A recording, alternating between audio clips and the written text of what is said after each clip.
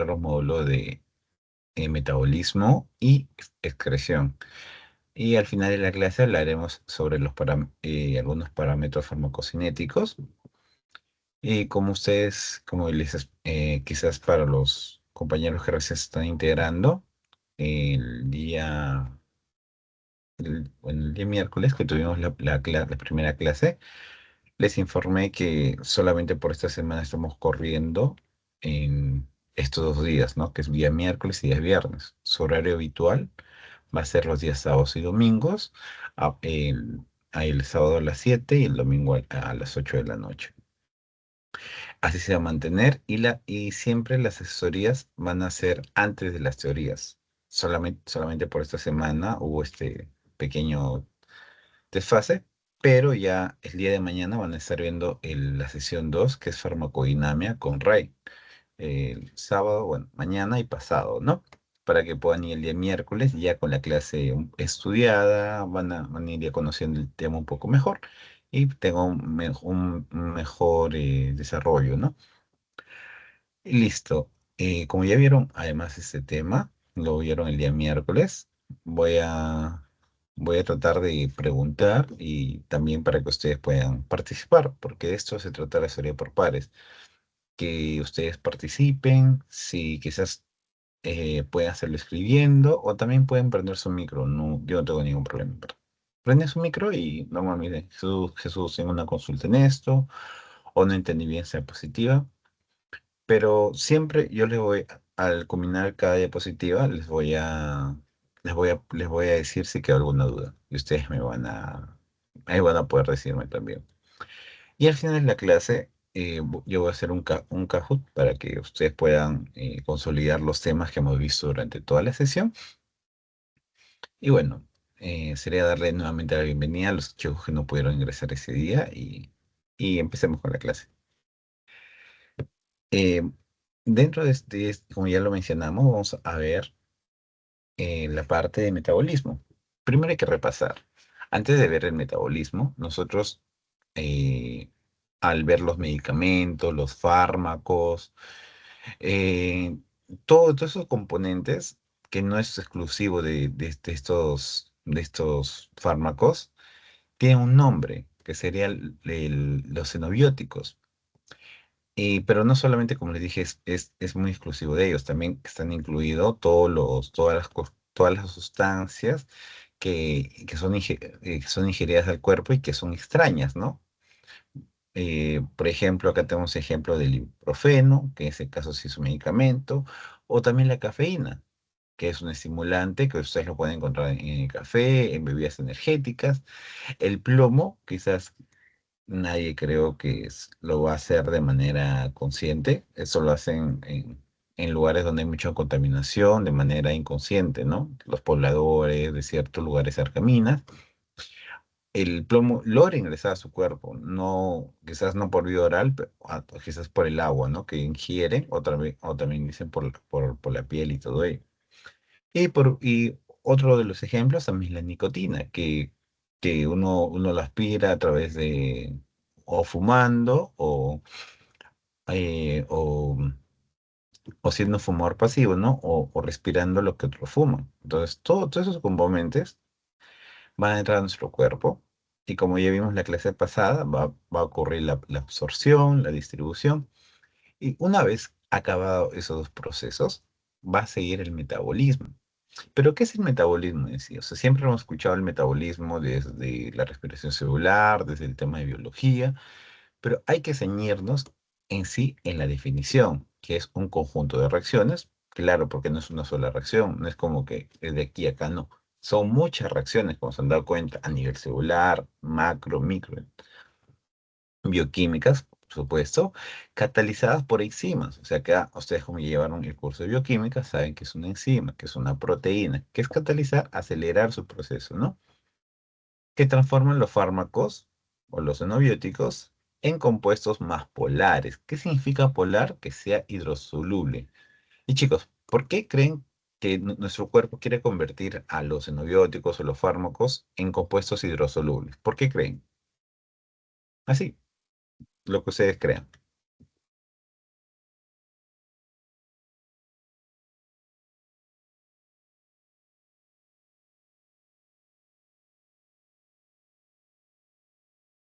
para Entonces, eliminarlos. exacto.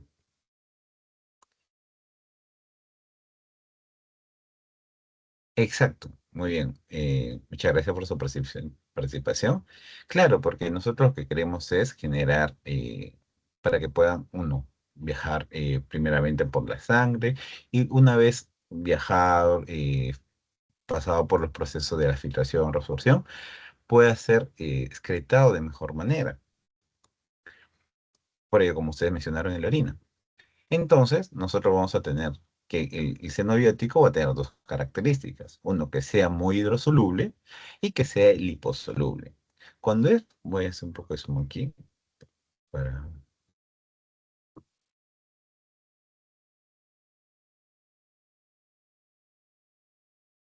tiene como que dos caminos, ¿no? O es hidrosoluble o es liposoluble. ¿Qué pasa cuando es hidrosoluble? También se parte en dos, no es que los hidrosolubles sean muy polares, ¿no? Puede haber hidrosolubles demasiado polares directamente se excretan por la orina o pueden ser pocos polares. Entonces, aquí es donde ya, cuando ustedes vean esta fase uno fase 2 aquí es donde entra a tallar este conjunto de reacciones que vimos aquí, ¿no? Conjunto de reacciones bioquímicas. ¿Para qué? Para que puedan convertir en nuestro medicamento, nicotina, todo lo que podamos, pueda entrar a nuestro cuerpo convertirlo en algo más polar para que pueda ser excretado por la orina. Si es hidrosoluble, como que tiene como que pocos obstáculos, ¿no? Pero en cambio, cuando es liposoluble, ustedes saben que algo liposoluble ustedes no pueden eliminarlo rápidamente por la orina. Entonces, ahí es donde entra a tallar todo este mecanismo del metabolismo. Pasa por la primera fase, por otra segunda fase, para luego, ya una vez convertido en una sustancia más hidrosoluble y polar, pueda ser excretado. ¿Y qué pasa cuando es poco biotransformable? Lo retenemos, por supuesto, como lo mencionamos en la clase pasada, decíamos que hay fármacos que son muy lipofílicos y que se acumulan en la grasita. Por ello, que esos medicamentos se tienen que tener mucho cuidado cuando se le prescriba a las personas de la tercera edad, porque como ustedes saben, ellos tienen bastante tejido adiposo por la pérdida de masa muscular y todo ello. Entonces, tienen que tener cuidado con esos tipos de medicamentos.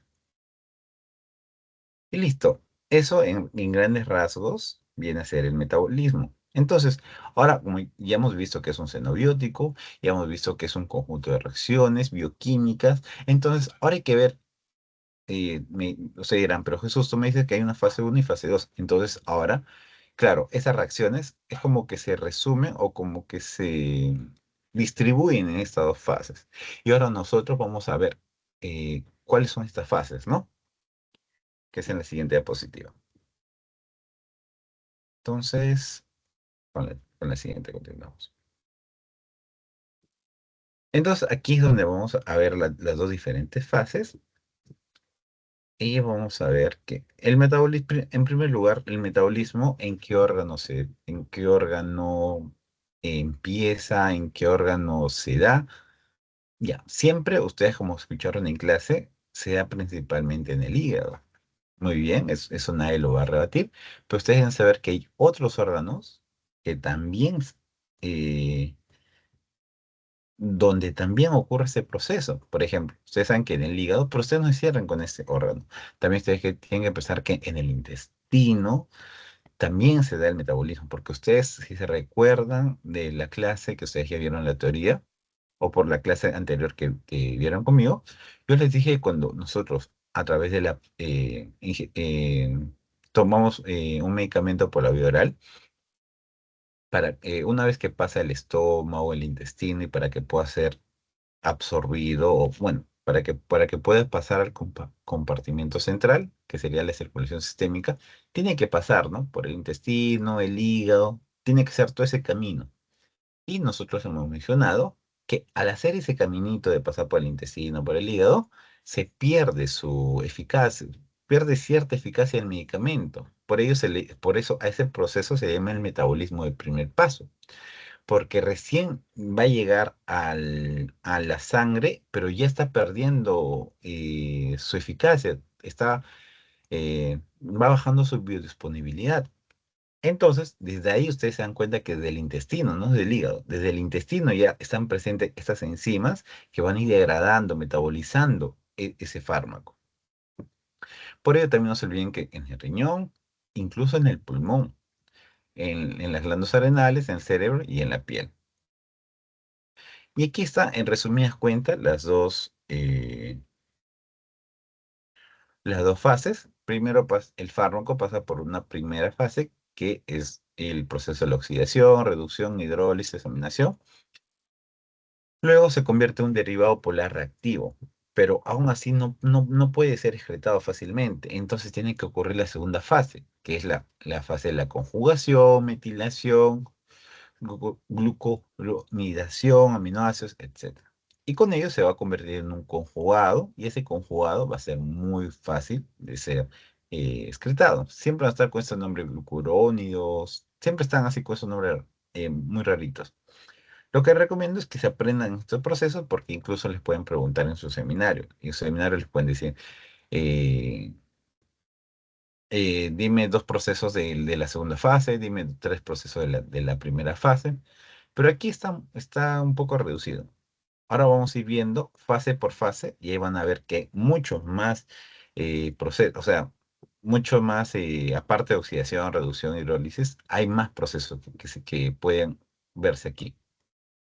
Ahora vayamos, pero ¿qué significa esta primera fase? O sea, ¿por qué hay dos fases? ¿Por qué no es solamente una fase y ocurre todo eso, ¿no? O se diferencia la primera de la otra, la primera quita algo, mete algo, por así decirlo, ¿no? Vamos a ir viendo. En la fase, en la fase uno también, a diferencia de la fase 2, ocurre en el retículo endoplásmico. A diferencia de la segunda, que ocurre ¿dónde? En el citosol. Ya, ahí hay una primera diferencia. Y ahora vayamos por la definición. ¿Qué son reacciones químicas funcionales? Ya, muy bien. Que transforman al fármaco o xenobiótico para hacerlo más polar y prepararlo para secreción o para una posterior conjugación. Ya, acá solamente nos vamos a encargar en la primera fase de hacerlo más polar. Pero ¿cómo?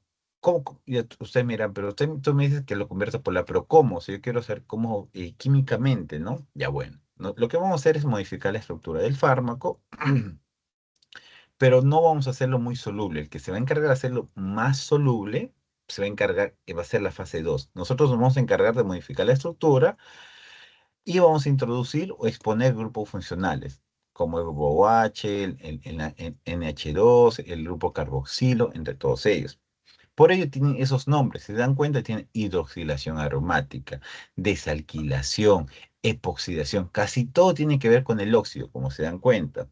Desaminación oxidativa, formación de sulfósidos, desulfuración, todo tiene que ver casi con eso. Lo que se encarga es de modificar la estructura y en algunos casos, bueno, en la gran mayoría de casos, lo que van a hacer es activar al fármaco que puede ser, hay algunos medicamentos que no vienen en su compuesto activo, sino lo que viene es en forma de profármaco. Y ese medicamento, con ese nombre, tiene que activarse. Y usted dice, pero ¿cómo se activa? O sea, ¿cómo entra al cuerpo una vez que pasa, que pasa nuestro estómago? ¿Se activa? ¿Por la acidez se activa? No, se va a activar gracias al metabolismo. Y por ello, que en esta modificación de la estructura química, aquí es donde se activa esos profármacos. ¿En qué fase? En la fase uno, porque en la fase uno es como que llega el fármaco y dice, pucha, si este fármaco es muy tóxico, ya yo voy a introducirle grupos funcionales que lo hagan menos tóxico, menos activo. O, o en- pero en algunos casos viene el fármaco atenuado, como en forma de profármaco. Y viene ese profármaco y dice, ah, ya, falta activarlo, entonces lo voy a oxidar, lo voy a desalquilar, sin darse cuenta el cuerpo que al activarlo se convierte en un metabolito tóxico. O al activarlo, recién tiene su efecto deseado, ¿no? Por ejemplo, el fármaco, si tú lo tomas y no se metaboliza, no va a surgir efecto, tiene que pasar por esta fase.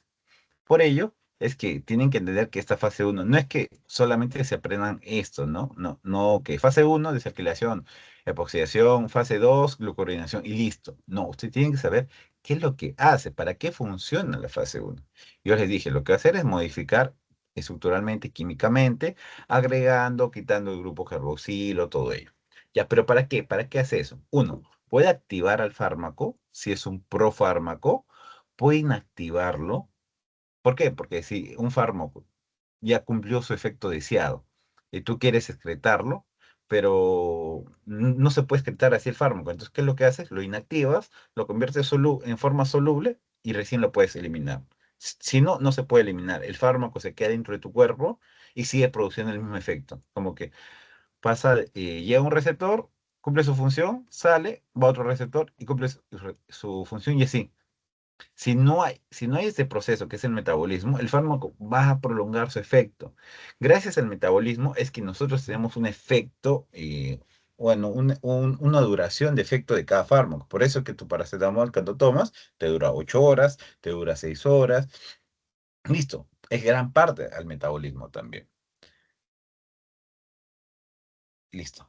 Ahora vamos a ver cuál es la fase 2. La fase 2, si hemos visto que la fase uno se encarga más mayormente de modificarlo estructuralmente para activar o inactivar, en caso de la fase 2 van a ser reacciones que van a aumentar la solubilidad. Pues, por ejemplo, reacciones de conjugación en las que el cuerpo une al fármaco o su metabolito de fase uno con una molécula endógena para hacerlo más hidrosoluble y facilitar su eliminación. O sea, lo que hace la fase 2 es, una vez que pasa el fármaco por aquí, como que tiene usted ve, aquí hay un ejemplo muy claro, la aspirina. La aspirina ya con esta conformación estructural química, pasa por la primera fase y la primera fase solamente se encarga de modificarlos químicamente, se dan cuenta. Cambia este grupo, quita este éter, si no me equivoco, y mete un grupo de alcohol. Listo, solamente se encargó de hacer eso y al colocar el OH se vuelve un poco más hidrosoluble también. Pero ¿qué es lo que le hace la fase 2? La fase 2 no va a modificarlo, solamente ¿qué va a hacer? Va a agregar un grupo. Este grupito lo agrega y listo. Lo agregáis y este se convierte en un glucurónido y de esta manera se vuelve más soluble, mucho, mucho más soluble. ¿Se dan cuenta? En la fase 2 no va a modificar estructuralmente, no va a romper este anillo bencénico, no va a quitar este grupo carboxilo, no. Solamente agrega un grupo nada más. Y agregando ese grupito se hace más soluble. Y, y ustedes tienen que saber que cuando el medicamento, en este caso la aspirina, una vez que entra el proceso de metabolismo, ya no sale como aspirina. Por ejemplo, ustedes se han dado cuenta que la aspirina pasa por la fase uno y se convierte en ácido salicílico. A este compuesto se le llama metabolito. Por eso se dice, acá decía, que une el fármaco o su metabolito.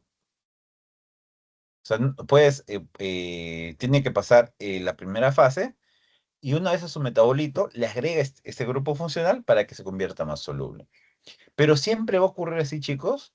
Ustedes, todos los medicamentos pasan por estas dos fases obligatoriamente. ¿Ustedes qué creen, chicos?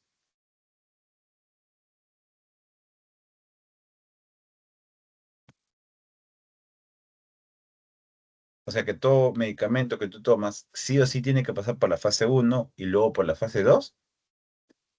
¿O escucharon algo diferente?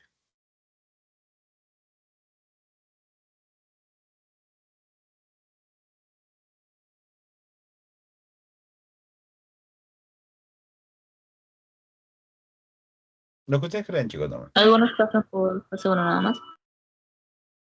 Solo pasan los poco Exacto, polares. exacto. Hay algunos que ya son ligeramente polares o que ya no necesitan esta modificación química y directamente van a la fase 2. Solamente el medicamento viene y se le agrega un grupo glucurónido y se convierte en una sustancia soluble. Por eso aquí le puse este cuadrito donde hay drogas que sí van a pasar por la fase uno, como pueden ver aquí. Fase uno, la oxidación, luego pasa a la fase 2, conjugación, y luego se excreta hacia el bilis o la plasma. Pero no, pero no siempre va a ser así. Va a haber drogas que van a llegar y directamente se van a ir a la fase 2. Entonces, les ponen pregunta de verdadero y falso. Un medicamento sí o sí tiene que pasar por ambas fases. No.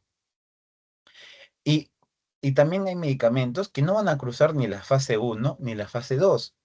Hay medicamentos que ustedes que lo van a excretar por la orina inalteradamente. Uno de ellos es que fue la furosemida. Pues ustedes si toman el medicamento y luego lo excretan, van a darse cuenta que ahí está el compuesto sin modificarse estructuralmente, sin agregarse ningún grupo. O sea, también hay medicamentos que no necesitan pasar por el metabolismo porque son fácilmente excretados. Y eso es la función, ¿no? Y esta es la diferencia entre estas dos fases. Por ello, no se queden solamente con los nombres, que es muy importante, sí, porque les pueden venir verdadero y falso, cuál pertenece a cuál, así. Pero ustedes deben saber, uno, en dónde se da el de la fase 2 en el citosol. En la fase 1 en el retículo endoplásmico. ¿Para qué sirve la fase 1? Para activar si es un profármaco, inactivar si es un fármaco que ya cumplió su efecto, entonces tú quieres inactivarlo para poder excretarlo, la fase 1 se encarga de ello. La fase 2, ¿qué es lo que hace? Produce metabolitos mucho más polares, lo que facilita su secreción por orina o bilis, y la mayoría de las veces genera metabolitos inactivos, aunque en raras ocasiones puede generar compuestos tóxicos o incluso carcinógenos. O sea, si ustedes van a ver cuál de las dos fases genera más metabolitos activos, va a ser la fase 1. Siempre el fármaco cuando pasa por acá puede generar un medicamento un metabolito mucho más tóxico. Y ustedes cuando vean el tema de antihistamínicos, tiene mucho que ver esto, porque primero se fueron creando los antihistamínicos de primera generación, luego los de segunda generación, y se dieron cuenta que los de segunda generación, una vez que son metabolizados por el cuerpo o modificados químicamente, han generado metabolitos que son mucho más efectivos. Por ejemplo, la loratadina, que era uno de segunda generación, y ahora se creó la desloratadina, que fue un metabolito mucho más activo. Y ese metabolito lo aislaron y lo convirtieron en medicamento porque se dieron cuenta que era mucho más, tenía menos efectos adversos, te duraba mucho más tiempo. Y así, o sea, eso también sirvió para el avance de nuevos medicamentos, ¿no? Y listo, chicos. Esa parte sí fue un poco más extensa. ¿Quedó todo claro o tienen alguna duda con alguna parte que dije?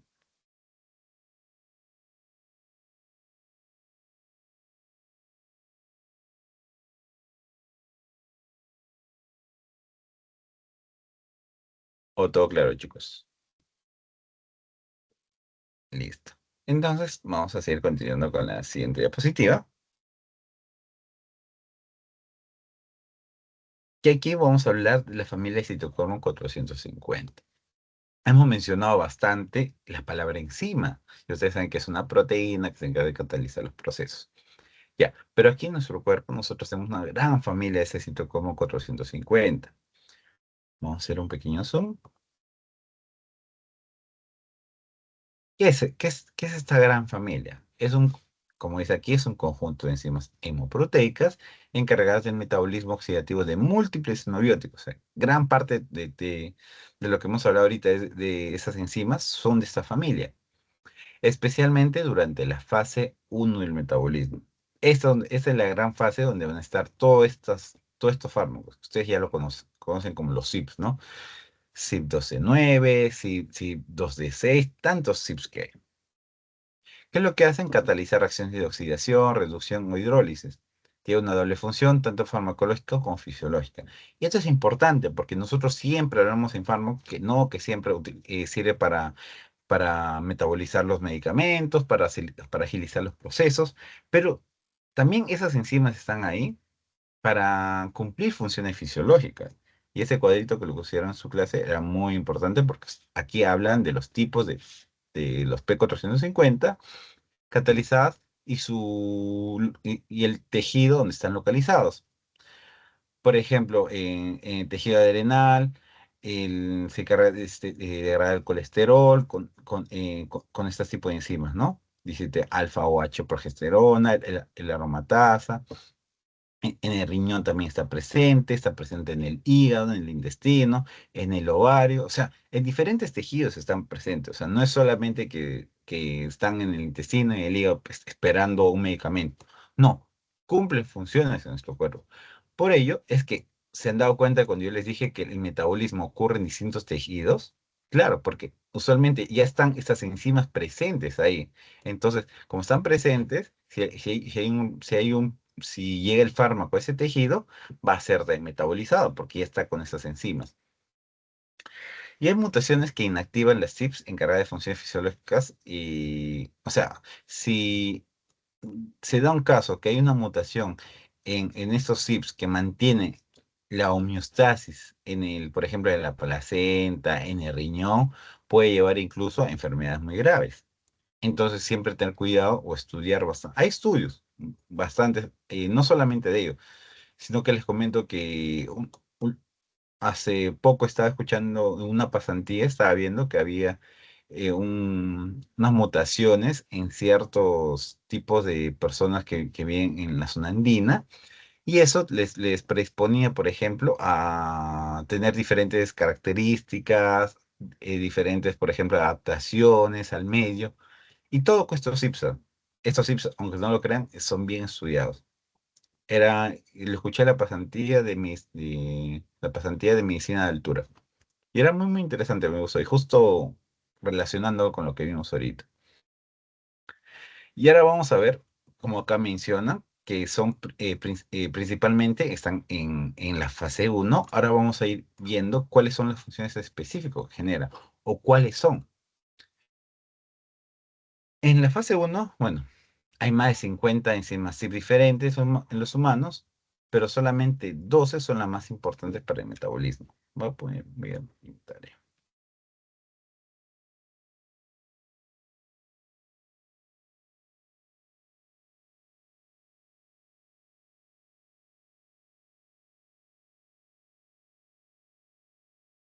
Se curva un ratito.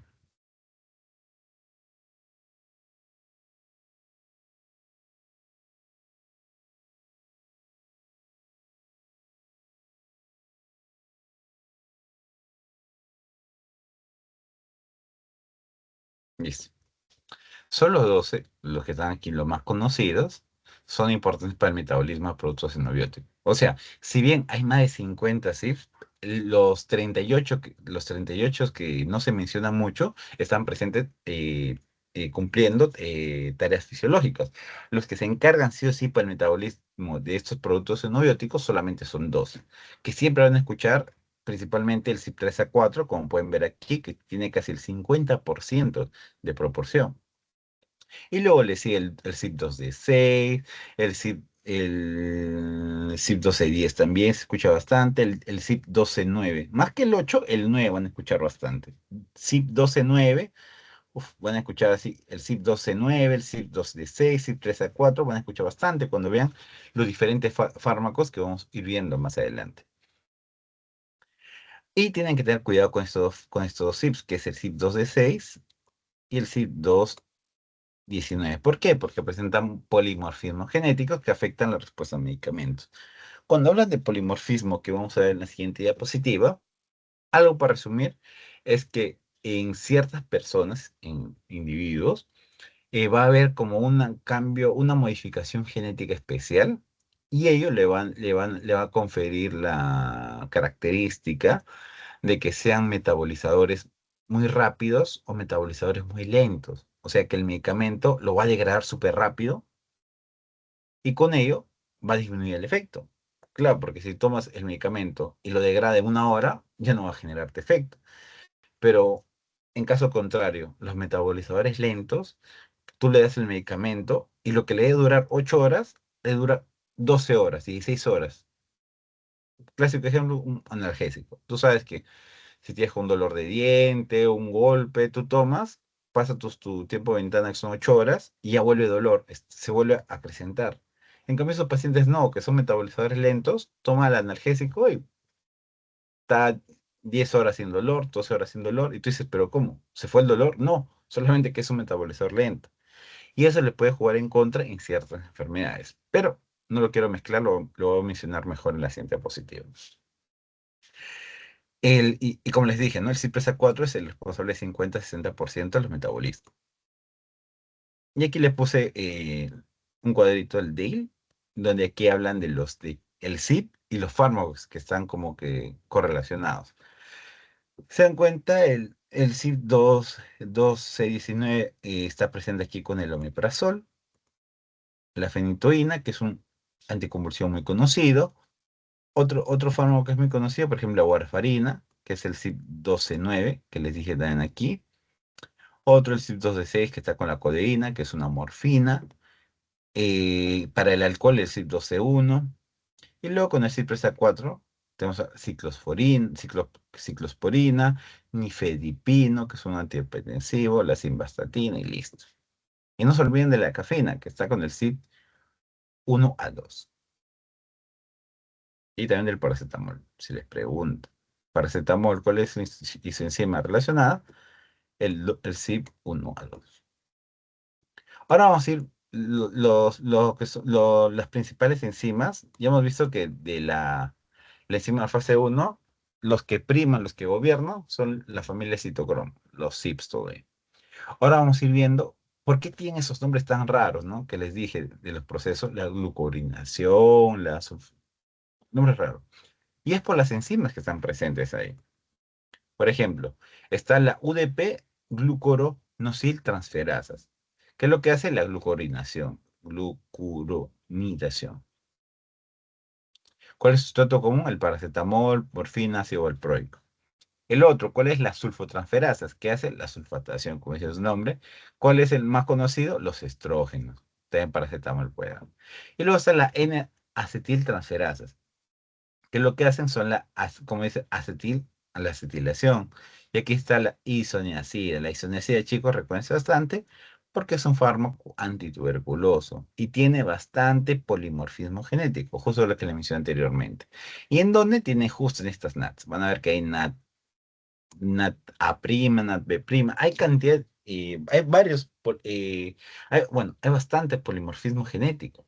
Y por ello que se van a dar cuenta que en ciertos pacientes que están con el tratamiento antituberculoso, generan resistencia porque o son metabolizadores rápidos o lentos. Entonces, mayormente son rápidos. Entonces, el medicamento no cumple el efecto deseado. Entonces, la tuberculosis se vuelve más resistente. Y listo. Por eso acá dice variabilidad genética. Pongo acá estrellita para que lo vean. Y luego está la glutatotransferasa, la metiltransferasas. Y aquí está en proporción, ¿no? ¿Quién va a tener casi yo póngale 45%? La UGT. Luego, ¿quién le sigue? Las sulfatotransferasas. Luego también no se olviden de la glutationtransferasas y todo ello.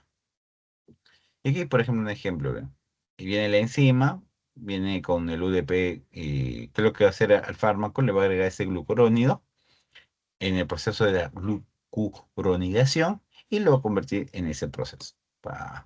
Esto que es mucho más polar, mucho más hidrosoluble, para que pueda ser excretado.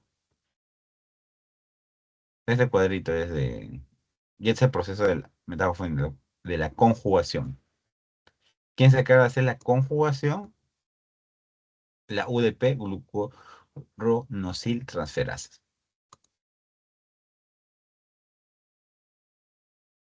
Aquí está el nombre, ¿no? La nomenclatura que también les puedo preguntar. ¿Qué significa CYP3A4, CYP2D6? El CYP es porque pertenece al citocromo P450.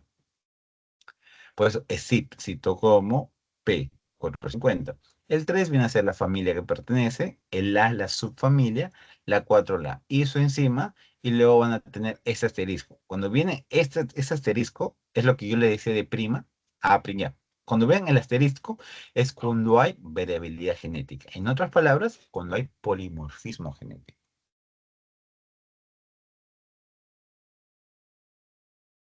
Hasta ahí, chicos. ¿Todo claro o les quedó alguna duda?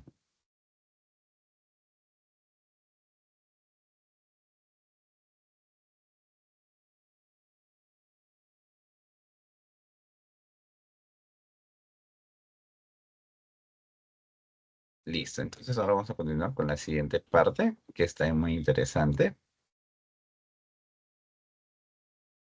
Han pasado 10, 11, 20, 18, 28 minutos, un poquito más para darles su break de 5 minutos. Ahora vamos a ver cuáles son los factores que influyen en el metabolismo de las drogas o sinobióticos. Ustedes saben ya hemos visto qué es el metabolismo, ya hemos visto las enzimas que pertenecen ahí, ya hemos visto cuáles son la primera fase y la segunda fase. Pero hay factores que tienen que ver, o sea, que modifican todo este proceso, todo este conjunto de reacciones, por supuesto. Y aquí vamos a ver que el primero de ellos es la inducción enzimática, que como ustedes lo vieron bien, esto es como un pequeño repasito, pero que en sí, ¿qué viene a ser? Es el incremento temporal de la actividad de enzimas metabólicas, especialmente de los oxigenasas, de todas las enzimas que hemos visto de la fase uno. Ya, es un incremento temporal. Pero ¿por qué habría un incremento temporal? Tiene que haber algo, como dice su nombre, inducción enzimática, algo que está induciendo. Hay un tercero ahí que está generando su mayor producción.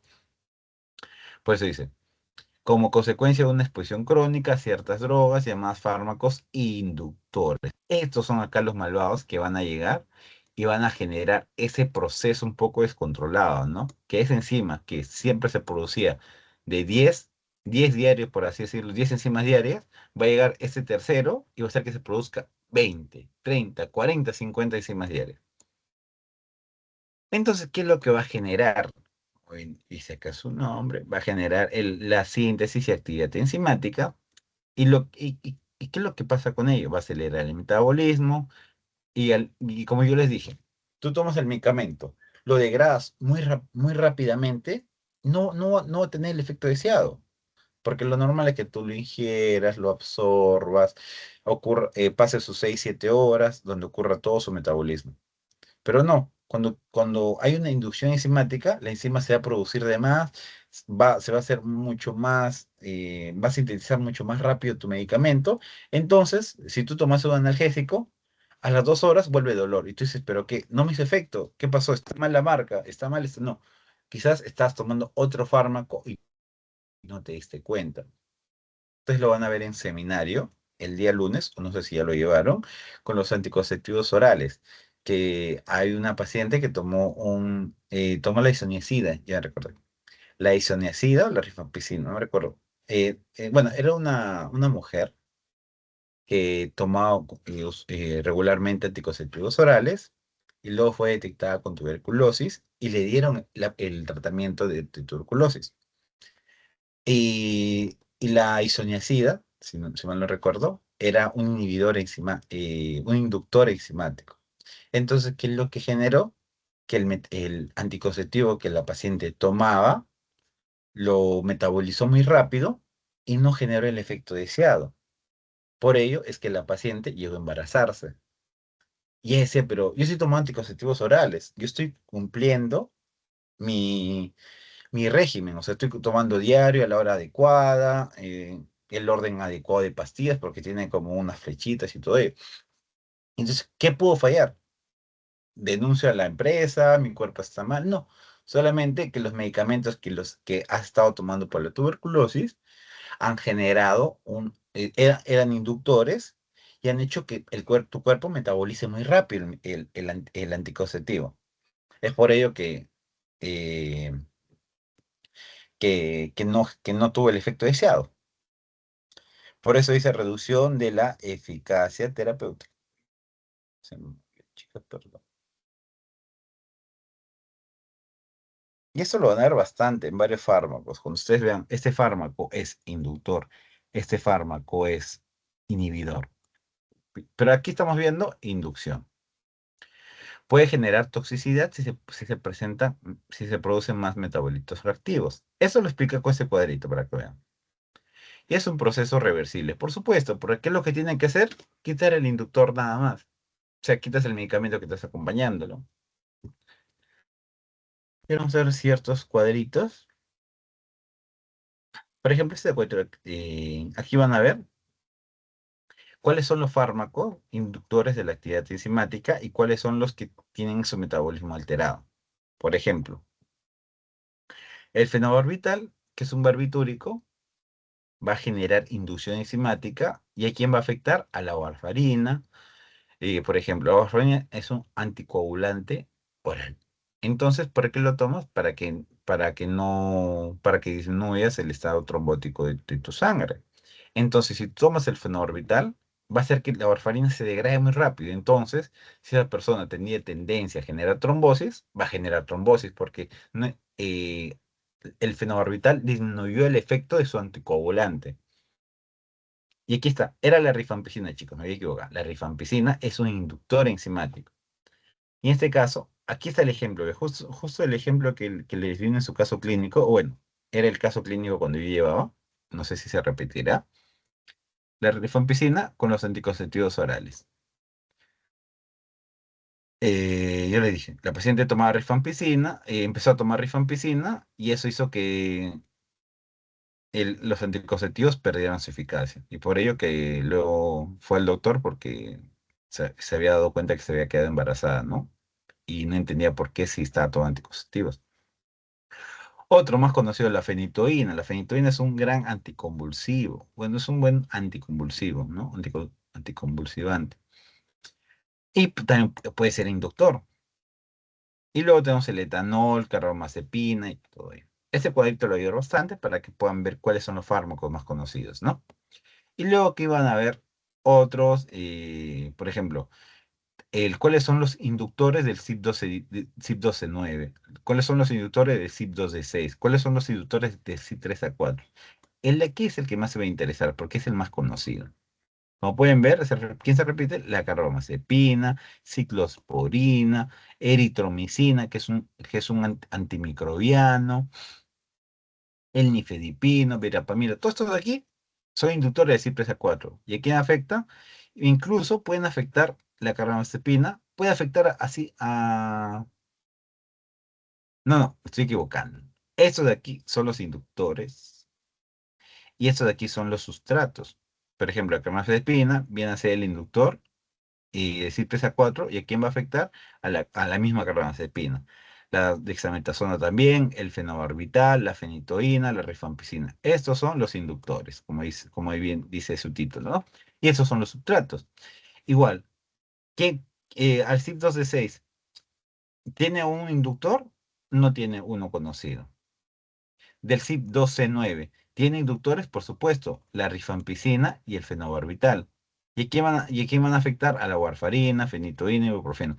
Es prácticamente este cuadrito, pero ordenado por el CYP en específico. Ese cuadrito lo saqué del Lippincott. También, si ven en sus teos así, este tipo de imagen, de ese tipo así medio marroncito, se dicen de dónde lo sacan, es el Lippincott. Es clásico. Yo también estaba viendo bibliografías y sí, el Lípico tiene esas imágenes así que parecen un poco retros así. Es el Lípico. Eso de aquí yo saqué el del Rang y Dale. También es muy bueno, muy didáctico. Y también otras imágenes saco del Goodman.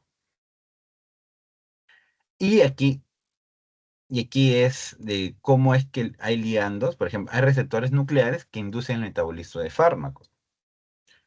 Por ejemplo, el omeprazol va a llegar al receptor de arril hidrocarburo y va a generar la inducción de esos fármacos también, ¿no? Como el fenobarbital, la rifampicina, o sea, ¿cómo es que va a generar? Ustedes dicen, pero ya, pero ¿por qué? ¿Cómo es que genera esta producción? O sea, ¿qué hace la rifampicina para que induzca las enzimas? O sea, ¿cómo lo hace? O sea, no es que llega la rifampicina y se absorbe y ya produce, no, sino que tiene receptores nucleares. O sea, al núcleo directamente van. Por ejemplo, el omeprazol va a este receptor. El fenobarbital va a este receptor. La rifampicina tiene ese receptor de precnano X. Y así, todo esto van a estos receptores e inducen al mismo núcleo, que es el que se encarga de generar la producción de genoma y todo, y de ADN y todo. Y a nivel nuclear es donde actúa produciendo estas enzimas. Y aquí le puse este ligero esquemita que le va a servir.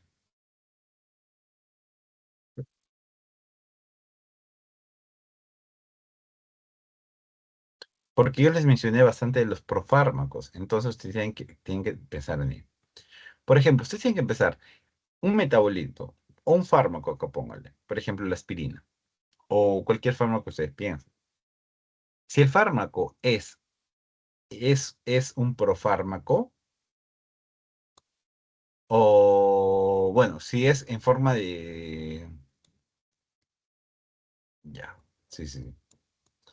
Por ejemplo, tienen que pensar en dos posibilidades. Si ese metabolismo es un fármaco inactivo o es un fármaco activo. Yo que les dije cuando es un fármaco inactivo, que es un profármaco, que se necesita del metabolismo para poder activarse. En cambio, el fármaco activo no, el fármaco activo ya está activamente, más bien el metabolismo es lo que le inactiva. En estas dos presentaciones nosotros vamos a tener los medicamentos, ¿no? Tú lo tomas y ya hace efecto directamente, o tú lo tomas y tiene que metabolizarse, formar un metabolito activo y recién hacer efecto. Por supuesto que va a demorar más tiempo. En estas dos presentaciones van a estar. ¿Qué es lo que pasa con la inducción enzimática? Va a aumentar el metabolismo. Entonces, al aumentar el metabolismo, ¿qué es lo que va a generar? Ese fármaco activo, como está degradándolo muy rápido, va a disminuir su presencia. Por ello que yo les dije que disminuya su efecto. Entonces, ese fármaco activo, al haber más metabolismo, lo degrada y lo orina, lo degrada y lo orina, degrada y lo orina, degrada y lo orina. Ya. Pero ¿qué pasa con el profármaco? No pasa lo mismo. ¿Por qué? Porque al aumentar el metabolismo, va, va a activar más al fármaco. Entonces va a aumentar el tiempo e intensidad de lo esperado. Y incluso puede generar un efecto tóxico. Por ello, no es que solamente haya la inducción, si yo tomo un fármaco que sea inductor y no me doy cuenta, yo puedo pensar, ¿no? Ah, solamente me va a bajar la eficacia de otros medicamentos. No siempre, porque hay medicamentos que son inactivos. Entonces, ¿qué va a hacer el inductor? Va a activarlo más. Entonces, tú tomas el inductor y tomas otro medicamento que era profármaco y ese medicamento va a tener un efecto mucho más prolongado e incluso tóxico. Y vas a tener efectos adversos por cantidad. Por eso les puse este grafiquito para que lo entiendan. ¿Se entendió, chicos? Más que todo este gráfico, porque yo les dije esto como pensando en fármaco activo, pero ustedes tienen que saber que también puede venir en esta presentación de fármaco. Y listo. ¿Quedó claro con la inducción enzimática, chicos?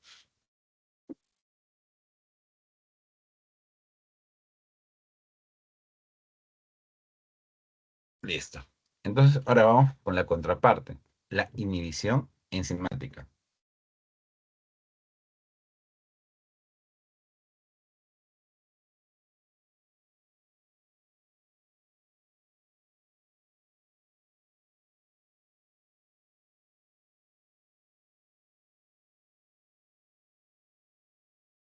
Ya.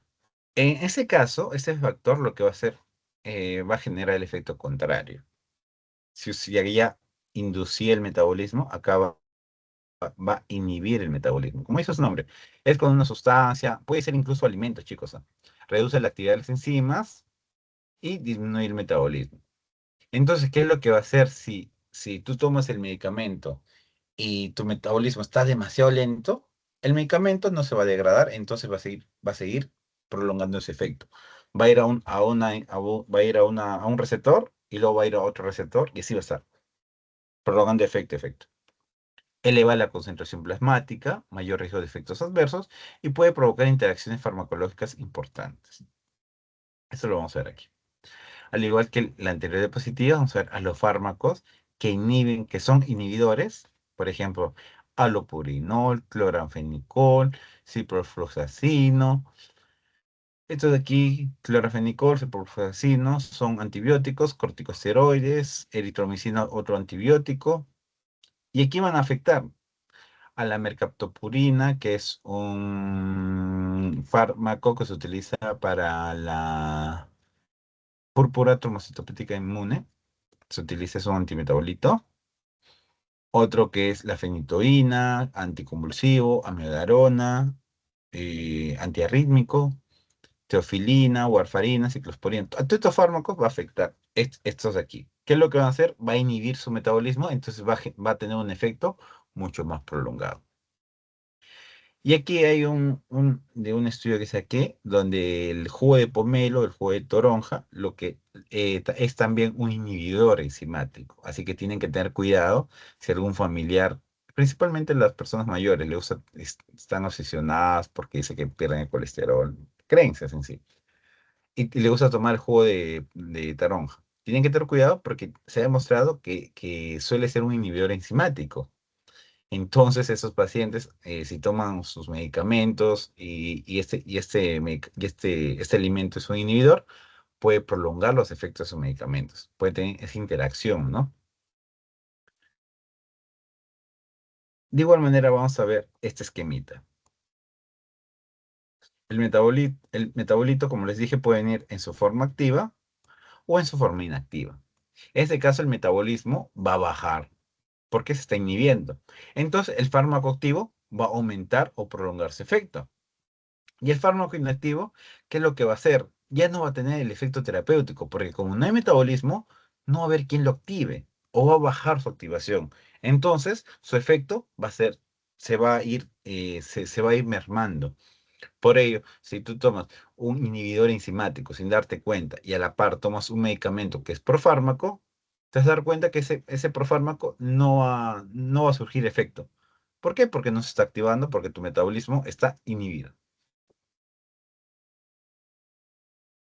Y listo, chicos. ¿Se entendió? Creo que con el anterior ya queda más claro esta parte de metabolismo.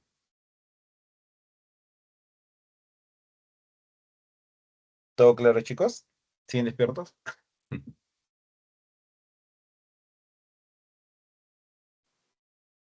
Tucker, Listo. Sí, sí, Harold. Ah, no, me había equivocado. Quería poner la manito alzado. No te En preocupes. like. Como ya pasaron más de 40 minutos, y esta parte es un poco más pesada, les voy a dar un pequeño break de 5 minutos para que puedan distraerse, porque la segunda parte es un poco más corta. Y yo entiendo que esa primera parte fue un poco más complicada. Así que les doy 5 minutos hasta las 11. Y de paso después les explico esta imagen ligeramente, ¿no? Es una parte de la dinámica que también les coloco para que puedan distraerse. Listo, chicos, nos vemos a las 11.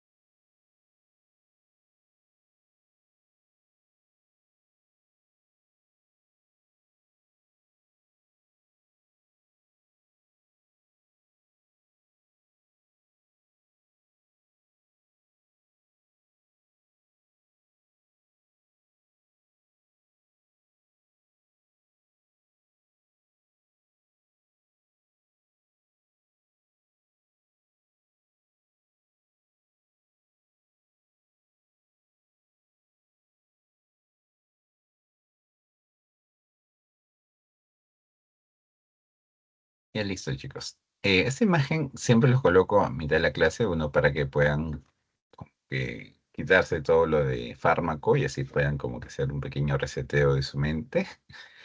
Y bueno, para comentarle una reseña histórica, ¿no? En sí, aunque parecería que fuera una ciudad totalmente, doblemente fortificada, en sí lo que están viendo aquí es un asedio.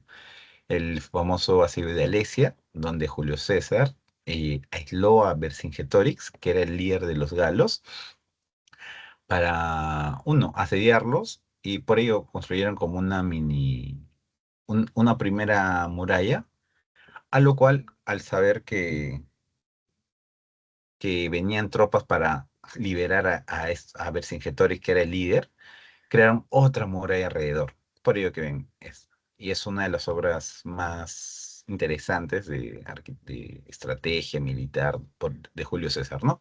Donde al final salió victorioso y por ello es que volvió a Roma muy, con todos los galones bien puestos, por así decirlo. Y listo, chicos. Ahora sí, después de este pequeño preámbulo, continuamos con los siguientes factores que influencian el metabolismo, ¿no? Ya hemos visto lo que se refieren a los inductores, a los inhibidores enzimáticos. Ahora vamos a ver el gran conocido, mencionado polimorfismo genético. Yo les mencioné que es esa variabilidad, bueno, vamos con el concepto, que es la presencia de variaciones genéticas, como pueden ver aquí, variaciones genéticas frecuentes en poblaciones que afectan la función de enzimas metabolizadores. Un momento, chicos.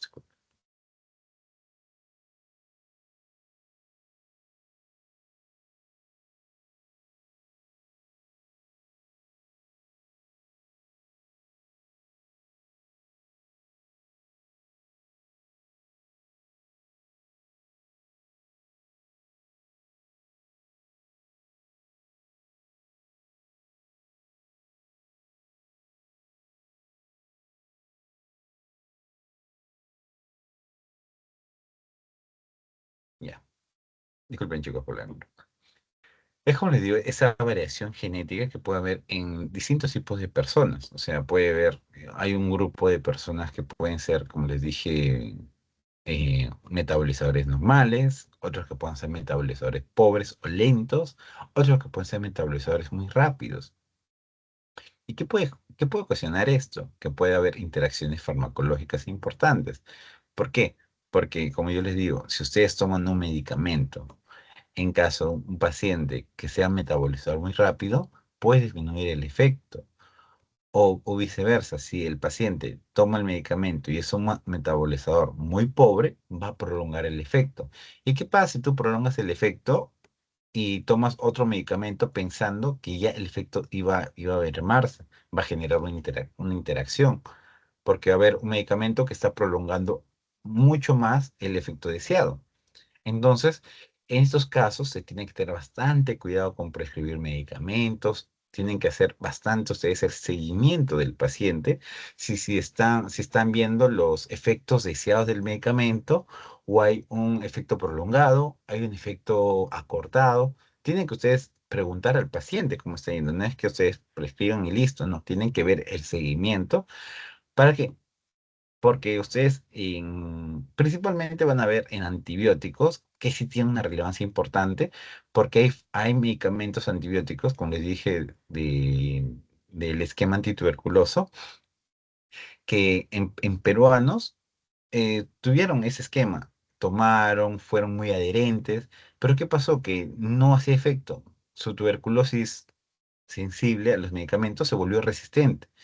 Y luego se preguntaron los investigadores, ¿pero qué está pasando? Ese paciente tomó sus medicamentos, se aisló correctamente, no estuvo en contacto con otras cepas de tuberculosis, y luego hicieron ese estudio genético y vieron esta variabilidad. Y justo en esas N-acetiltransferases que les dije, esos NAT, ahí vieron bastante variabilidad. Entonces, por ello acá en Perú se tiene que tener, o sea, hay estudios y se está estudiando mucho más. ¿Para qué? Para hacer un tratamiento mucho más especializado, mucho más optimizado. Y eso vendría a ser el polimorfismo genético, que es uno de los factores que influye en el metabolismo.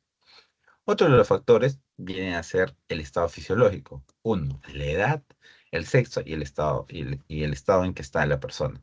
Por ejemplo, en la clase pasada yo les brindé un cuadrito donde hablamos de la edad de los pacientes, por ejemplo, cómo es la farmacocinética en un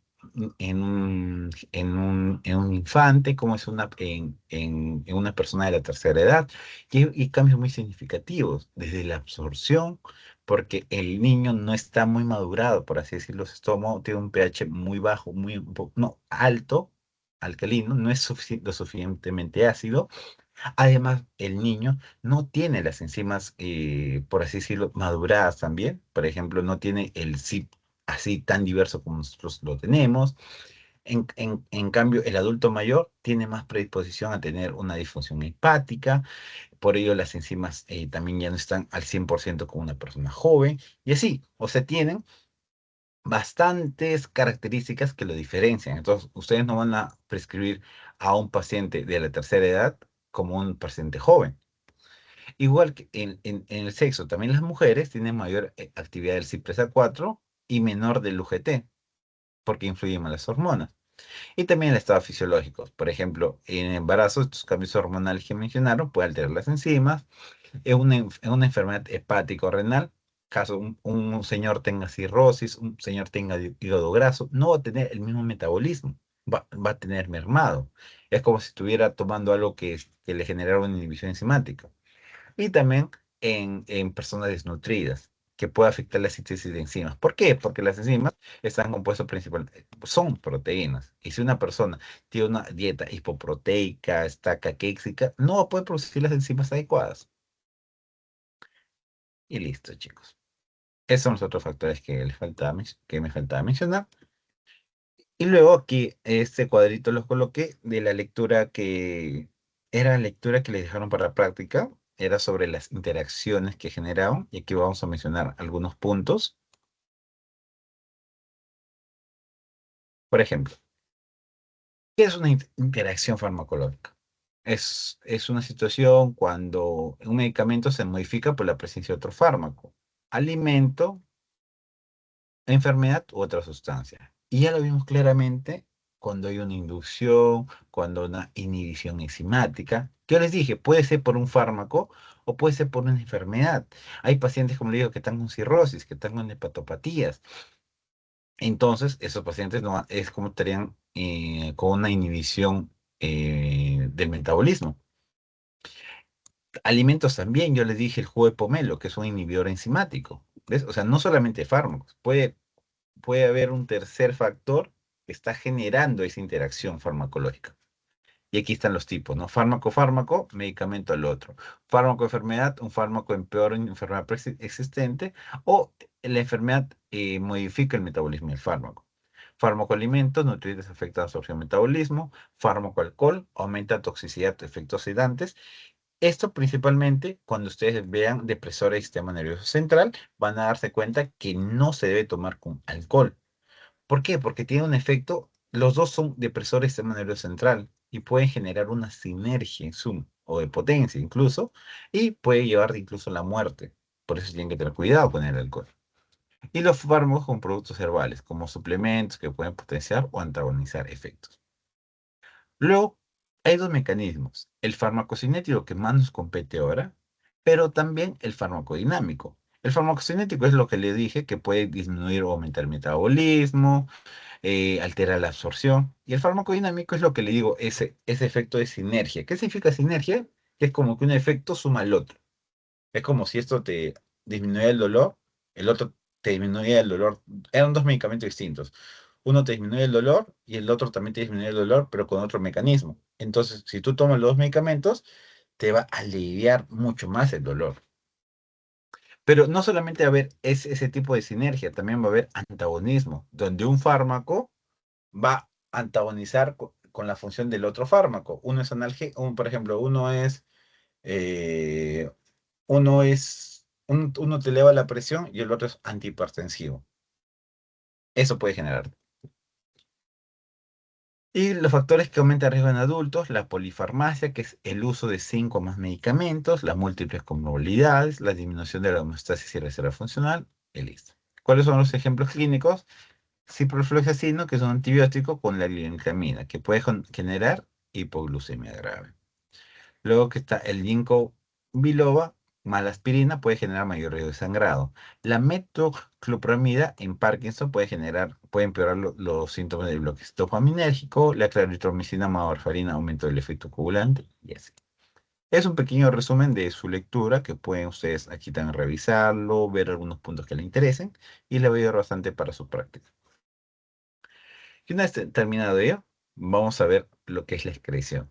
En caso de la excreción, ya es una vez que acaba todo este proceso que les mencioné, una vez que se absorbe el medicamento, pasa al torrente sanguíneo, luego ocurre el proceso de la distribución, donde el medicamento viaja a todos los lugares donde va a generar el efecto deseado, obviamente órganos, tejidos, y una vez ocurrido esta distribución, luego el metabolismo, donde se va a degradar el medicamento, va a pasar a la última fase, que es la excreción. Y vamos a, bueno, y por la definición, que es un proceso mediante el cual el organismo elimina los fármacos, los metabolitos, principalmente a través de riñones, heces, pulmones y leche materna. Bueno, hay que ver los tipos. Vamos a ver principalmente es renal, porque ustedes, como saben, todo se elimina por la orina. Y acá van a repasar un poquito de su fisiología renal. ¿Por qué? El 25-30% del fármaco se elimina sin cambios por el riñón. O sea, ustedes van a, como yo les había mencionado, que hay fármacos que ustedes van a orinarlos o excretarlos sin ningún cambio, sin metabolismo. ¿Y cuáles son esos fármacos? La furosemida, la gentamicina, el metotrexate, la digoxina, que ustedes lo van a ver tal cual inalterados en su orina. ¿Cuáles son los que se modifican a 3/4 partes? La cimetidina, neostigmina. ¿Y cuál es lo que se metaboliza a la mitad? La tubucurina, la propantelina y todo ello. Y tiene que ver que se da por 3 mecanismos principales. Y aquí es donde les dije que vamos a revisar un poquito su fisiología renal. Primeramente, ustedes, como saben, eh, una vez que la sangre pasa por el riñón, primeramente va a entrar por las arterias interlobulares, las segmentarias, si no me equivoco, las arcuatas, todo ello. Interlobales, arcuatas, interlobulares, si no me equivoco, y luego pasa por la arteria deferente, y aquí es donde va a pasar por el glomérulo. Los medicamentos que no tienen afinidad por las proteínas van a poder filtrarse directamente del glomérulo hacia el túbulo proximal. Pero si hay medicamentos que dicen unión a proteínas plasmáticas al 99%, no van a poder pasar por el glomérulo, no van a poder cruzar este filtro. ¿Por qué? Como ustedes saben, las proteínas no cruzan esta mallita de glomérulo, no van a poder cruzar. Entonces, si el medicamento está muy adherido a la proteína, que es la albúmina, no va a poder cruzar. Y entonces, ¿cómo se elimina, Jesús? Bueno, ahí vamos a ir a la otra fase al otro mecanismo, ¿no? ¿Qué sería? La secreción tubular activa. Porque la gran mayoría puede pensar que los medicamentos se eliminan a través de la filtración, ¿no? Pues no, chicos. Se da a través de la secreción. Esta secreción, como dice, es una secreción tubular activa porque necesita de canales específicos y además necesita de ATP. ¿Y cuáles son esos canales que no se ve mucho? Bueno, son estos de aquí. Son el tau y el TCO. ¿Y cuáles son los medicamentos que van a pasar por el TAO? El ácido úrico, los conjugadelicina, la furosemida, indometacina, claro. Estos de aquí a través de esos canales van a poder excretarse. Y a través del TCO, la megaparina, la morfina. ¿Y por qué es importante saber esto, chicos? Porque hay medicamentos que van a competir por estos canales o por estas proteínas de transporte. Van a competir y si tienen más afinidad por uno, entonces va a poder excretarse mejor y el otro no va a poder excretarse y puede acumularse en el cuerpo. Y luego haber una reabsorción tubular pasiva que se da mucho si el medicamento es muy hidrosoluble, si está en su forma no ionizada. Eso es de lo que vimos en la clase anterior.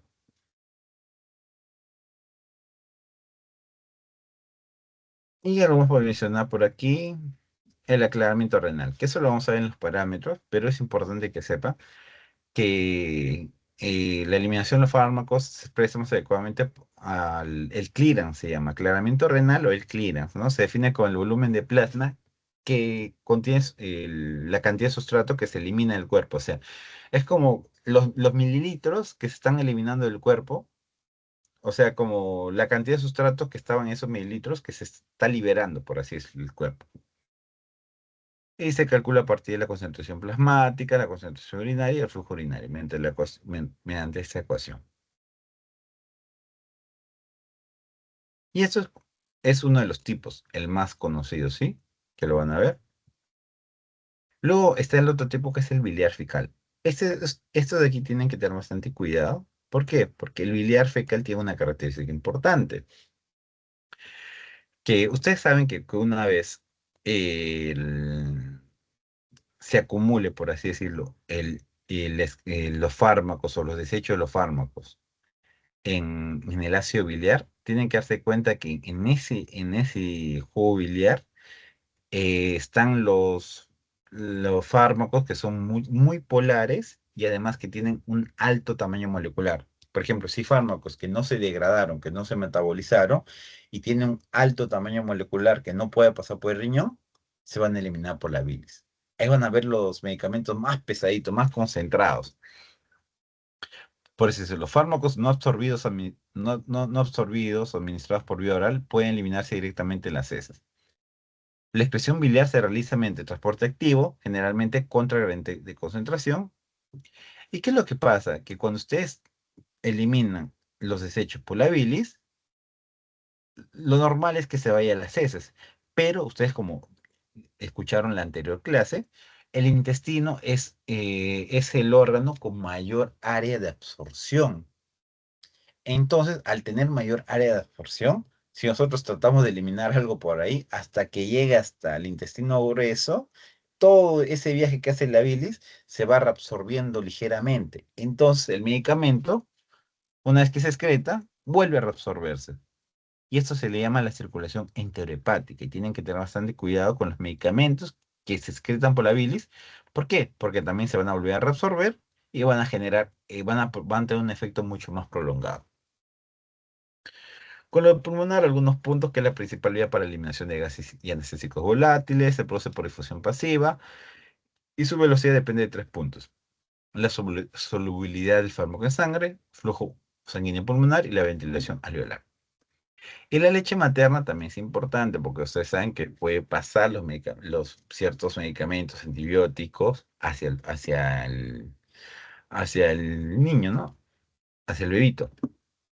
¿Cuáles son los factores que influyen en la expresión mamaria? El pH de la leche. Usualmente dicen que el pH es muy bajo, o sea, que es muy ácido el pH. Entonces, por eso dice que no, como que no se pasa muchos medicamentos, o sea, no es muy significativo los medicamentos que se pasan. Y la lipofilia del fármaco, porque saben que la leche prácticamente es pura grasita. Y con ello acabamos con la excreción, chicos. ¿Alguna duda o todo claro? Para continuar con la última parte, que es parámetros farmacocinéticos.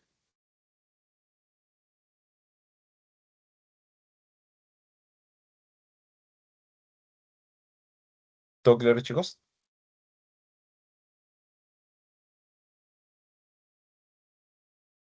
Entenderé que es un sí. Listo, chicos.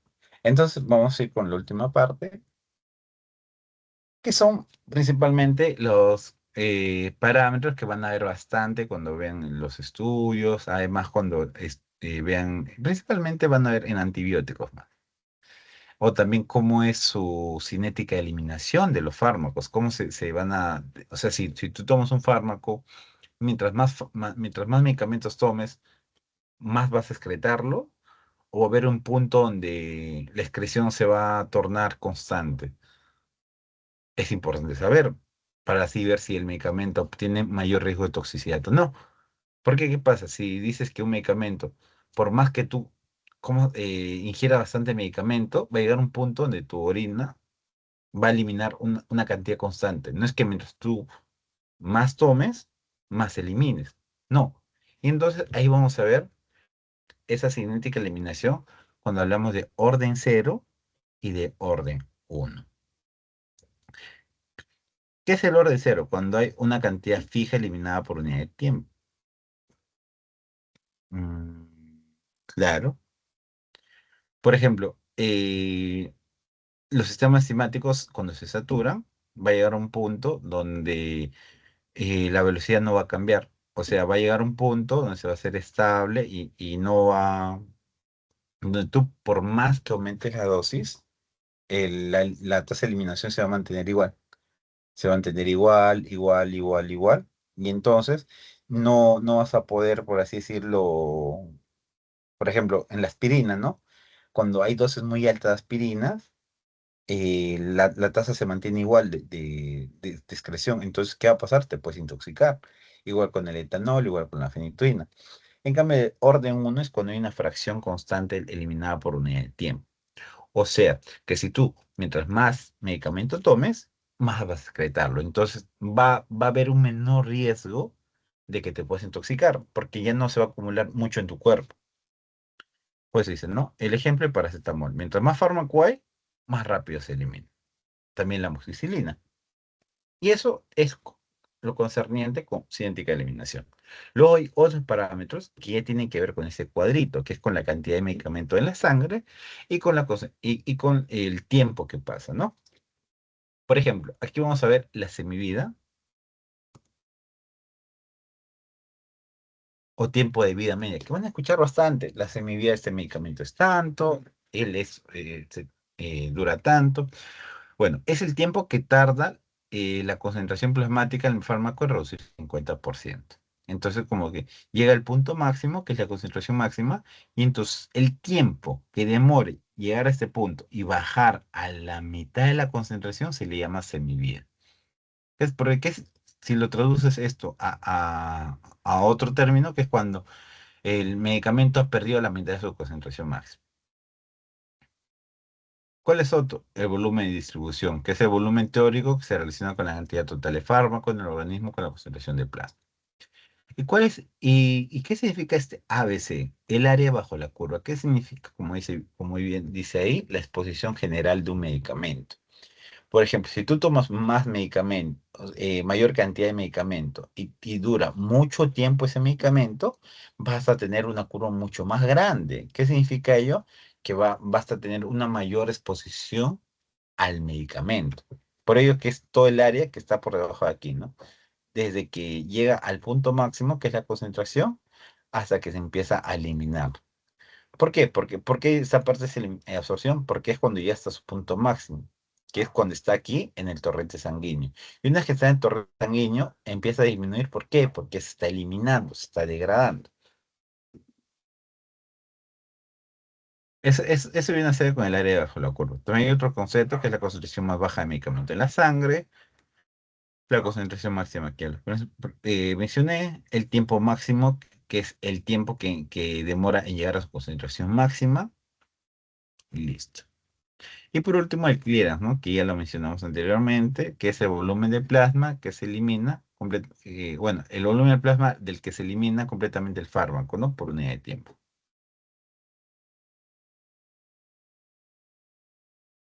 Y bueno, chicos, eso sería todo, ¿O alguna duda hasta ahí, chicos, con parámetros farmacocinéticos? ¿O todo claro?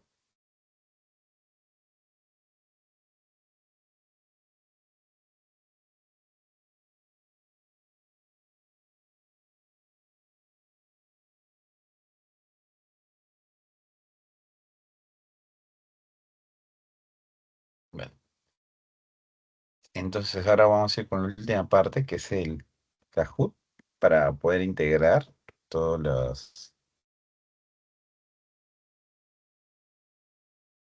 los conocimientos. Kahoot, listo. Ya voy a detener la grabación para que no dure más, porque ya hemos grabar y transferir. Listo.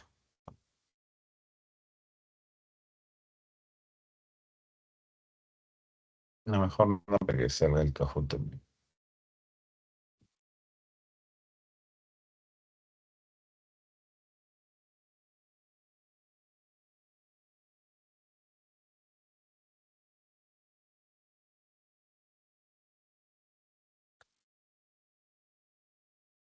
Está cargando.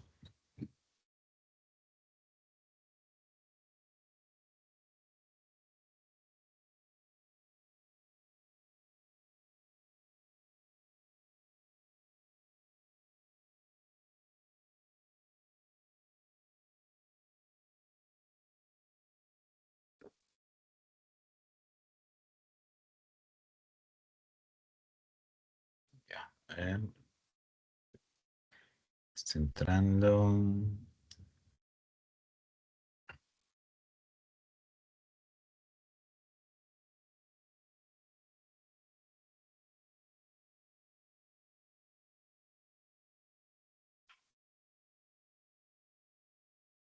Mm,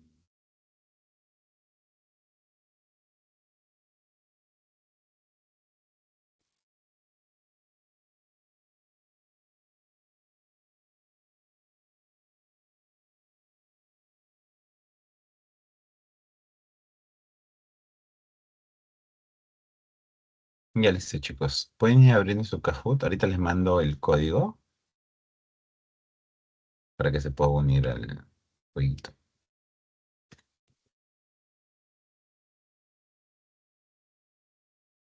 Paso voy entrando y les mando el post este.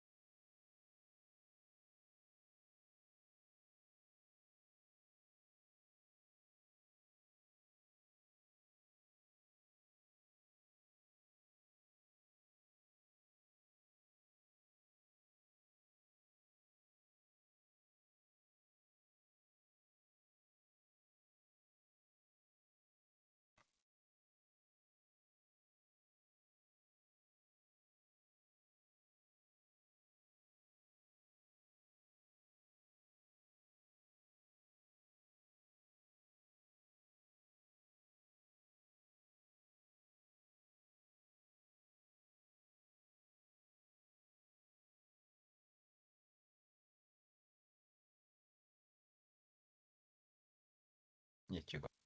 Ya,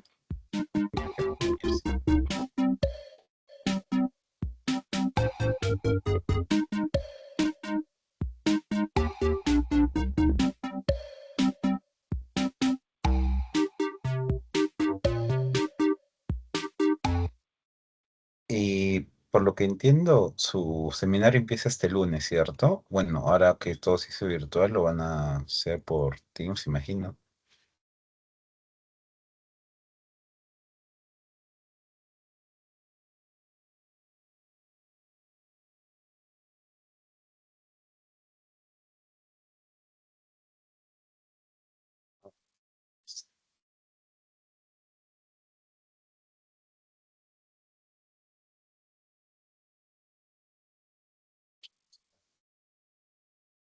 Ya listo, chicos. Ahora sí empecemos. Y la primera pregunta es,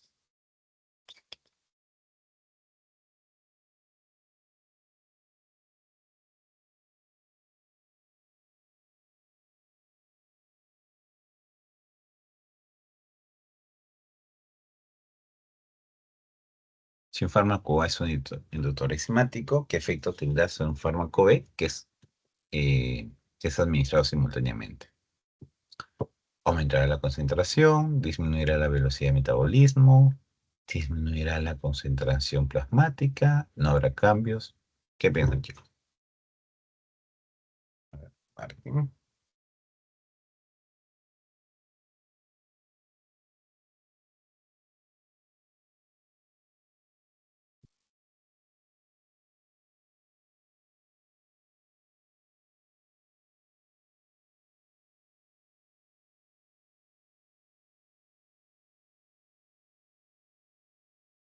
A ver.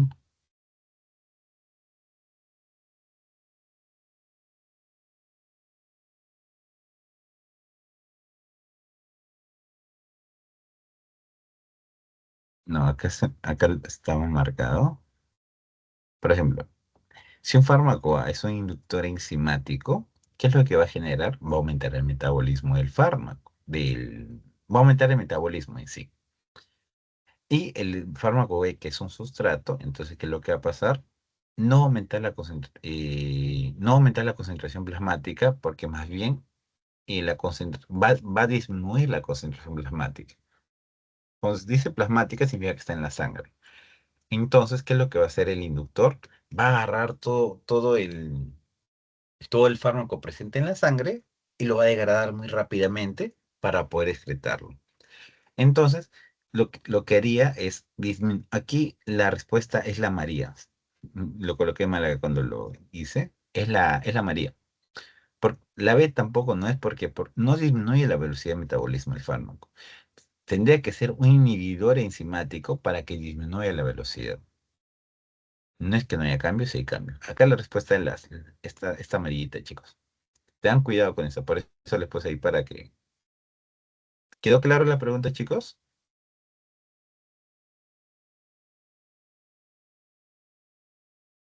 Ya, listo.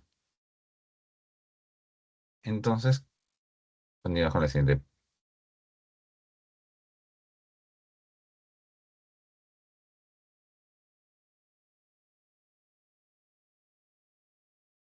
Siguiente. ¿Cuál es la principal vía de excreción para metabolitos de alto peso molecular y altamente polares?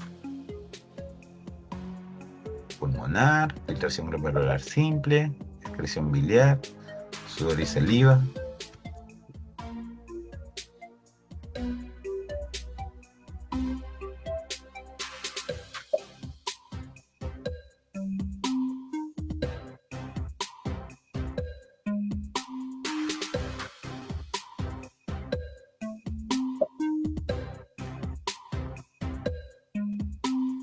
A ver, ¿cuál será la respuesta?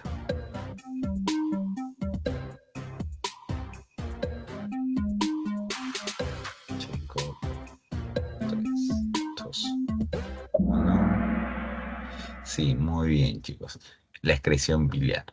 No lo había puesto en la positiva, pero sí lo mencioné. Tengan cuidado porque es el medio por donde va a estar muy concentrado los medicamentos y también como es mayor de 500 Dalton, no va a poder atravesar el glomérulo y además tampoco no va a poder ser sustrato de los OAT o los OAC que están en el riñón. Muy bien, chicos, muy bien. ¿Sí me escucharon? Continuamos con la siguiente pregunta.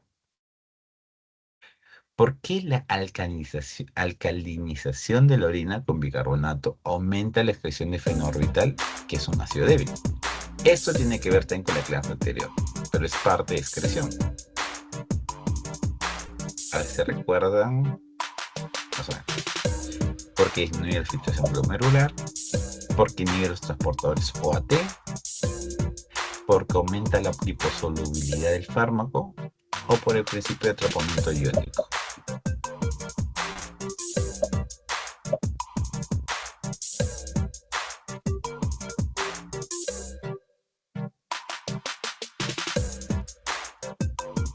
¿Quieres pasar la pregunta? A ver. Muy bien, chicos, por el principio de atrapamiento iónico. En sí, bueno, tengan cuidado con la con esta pregunta. ¿Por qué? Porque cuando ustedes tengan que escuchen algo que tenga que ver con el pH, por ejemplo, aquí trataron de ponerle bicarbonato al paciente para que la orina se vuelva alcalina y así los ácidos débiles vayan a esa zona alcalina. ¿Por qué? Porque en esa zona alcalina van a estar en su forma ionizada. Al estar en su forma ionizada, no pueden volver a cruzar la membrana. Entonces, se quedan en la orina y al quedarse en la orina, se eliminan. Por ello que si tú quieres, estás intoxicado con un ácido débil, lo vuelves alcalino a la orina. Si tú estás intoxicado con bicarbonato, no sé, un niño agarró bicarbonato, empezó a tomar, y tú quieres aumentar su excreción, aparte del antídoto que le puedas dar, haces que su orina se convierta más ácida. Porque al ser base, va a buscar trata de verlo así. Lo básico, lo alcalino busca lo ácido. En ese caso, el bicarbonato iría al medio alcalino, que está en su forma ionizada, y cuando está en su forma ionizada ya no puede volver o sea, una vez que cruza forma ionizada ya no puede volver al cuerpo, como que se queda en la orina y se excreta. Pongo la siguiente pregunta. Muy bien, chicos. Ahí está. Eso le pueden preguntar en sus exámenes, todo. ¿Le gusta? Bien buscaditos. Si un fármaco es un profármaco, ¿qué se espera que ocurra en el hígado, chicos? Que sea inactivado y eliminado inmediatamente, que no sufra ningún cambio y se elimine por la orina, que sea transformado de una forma inactiva a una forma activa, que se convierta en una sustancia liposoluble para almacenarse en grasa. ¿Qué creen, chicos? Muy bien, chicos, ya me escucharon bastante bien. Que se transforme de una forma inactiva a una forma activa. Vamos con la última pregunta. Muy bien, chicos, muy bien, estamos bien.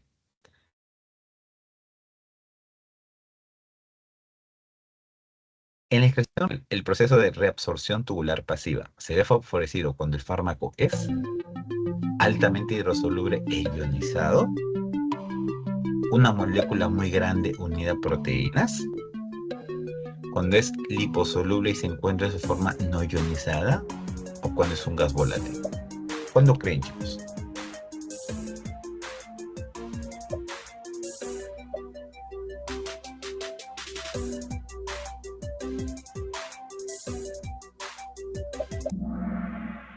Muy bien, chicos. Acá no hubo duda, ¿cierto? Claro, porque si tiene que reabsorberse, tiene que ser liposoluble. Y además, como yo les mencioné, tiene que estar siempre en su forma no ionizada. Si está en su forma ionizada, no va a poder reabsorberse. Listo, chicos. Ahí sale el podio de la semana, de esta semana. Tun, tun, tun. ¿Qué pasó?